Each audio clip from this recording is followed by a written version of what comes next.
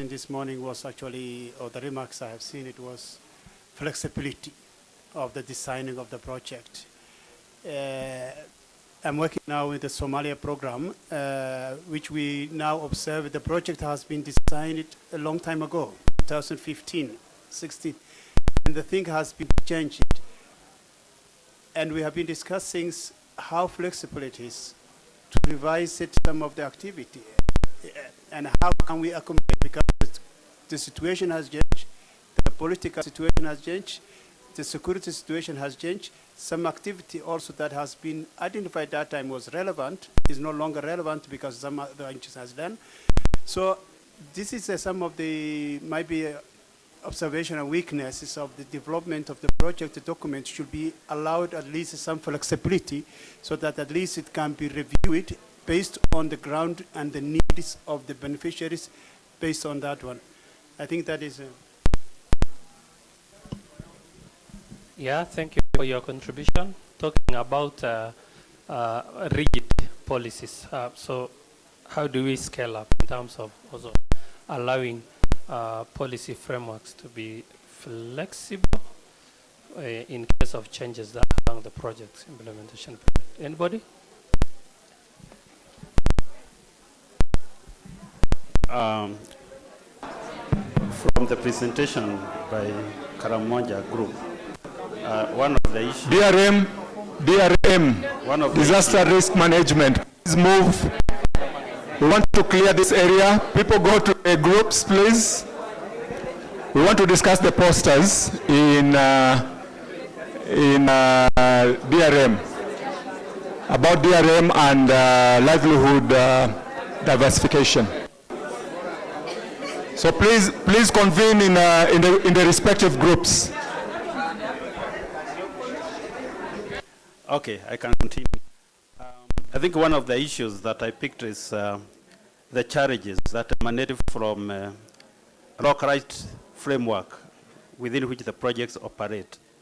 I think it's better to think about maybe using ecosystem approach, whereby even if you are in Uganda, the issues you are addressing are being impacted heavily, for example, by activities in Kenya, and therefore there will be need to have the two groups, first of all, meet together and come up with a more amicable way of how they should approach their interventions, because it would be futile if you continue dealing with issues of natural resource management in one area, and on the other hand, then there are others who are really affecting or whose activities are impacting you very negatively. That way you may not succeed.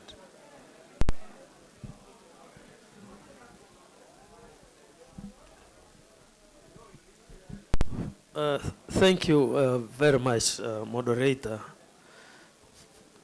I seem to be a bit getting confused here.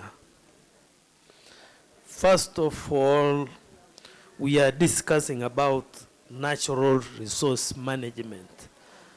And in the natural resource management, this entails quite a number of activities that need to be looked into very critically, particularly when we talk about land. Land is also a natural resource. The forests is also a natural resource. The water element is a natural resource. And all what appears, that comes out, which is commonly being used by these clusters, the communities that live around. I've heard of some interventions. In Uganda, yes, we have been having the water issue. We have a resource put there by government in Kobe, as it was mentioned earlier by one of the panelists. And in that resource, many are sharing, because the communities from Turkana, communities from Uganda, that is the entire Karamojong community, benefit from this resource. Now, how do we look after this resource if it is supposed to be managed effectively for the benefit of all this. But we get a lot of challenges. How do we go about these challenges? The communities seem not to care.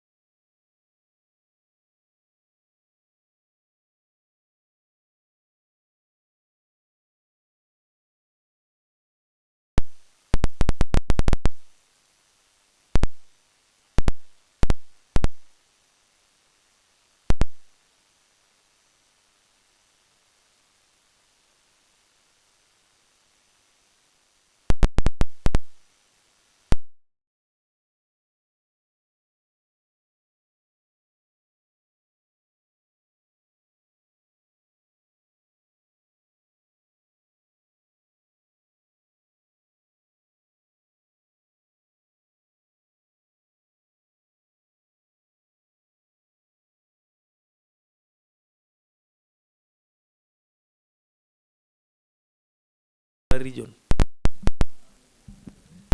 Thank you for your. Thank you. Noor Abdul Siddiq, Sudan, Idrisi, Coordinator for Sudan. In fact, we have very big problem in the management of our different components of natural resources in our Igad region and at national level. The natural resources are very important for our inhabitants of the region. But we have different conflicting interests of at official level and at social level as well. Each component, if you take forestry in Sudan, for example, we have very strong strategy for sustainable, for development and sustainable management of forestry resources, and so for range resources. And we have good policy for food security attainment. But they are conflicting. For example, food security production goes into horizontal development. We lack system of going straight up to increase our productivity of the land rather than the total production. So I think the issue which was raised by someone, I think it is Ahmed Khalid from Sudan, that we need integrated planning and integrated management of these resources so that we can have more production of crops and food. For example, we are still in need of extension to tell people the importance of high-yielding strains in crops, good yielding varieties of crops, resistant, drought-resistant types of crops. These are the things that may increase our production, the productivity. Also, we need more work on water harvesting system and the efficiency of water use as well. So there are so many issues that we need to adopt so as to bring our natural resources in a sustainable system of integrated management so that we can expand in agriculture and food security production. We can increase the land of forests, because the forests and non-timber forest products are major support of also of livelihood for the poor people. So this is what we are in need of. Not each component has its own policy and strategy, but we need the harmonization of these strategies so that we bring the natural resource management into sustainable management and development. Thank you very much. Thank you for your contribution. Yeah, we have about 10 minutes to wind up.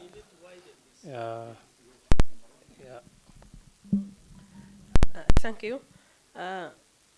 My contribution here about the reduction of conflicting interest for the natural resources, because if we look to the invasive species, it is not good for grazing, but it may be other livelihood component for other peoples. So as therefore, we should look for how to manage rather than eradicate the invasive species like Brucibis species. This it is considered also in Biodiversity Convention in one article of the management of the invasive species. I think invasive species is a problem in Sudan and Igad countries. Also, if we look to the threatened species, all over the Igad countries there, it is a lack of criteria and indicators to assessment to what extent it is threatened or what is the indicator this species it is threatened. Thank you. Thank you very much. Focus on observation, scaling up, and maybe policies for scaling. No, I'm talking about the previous one.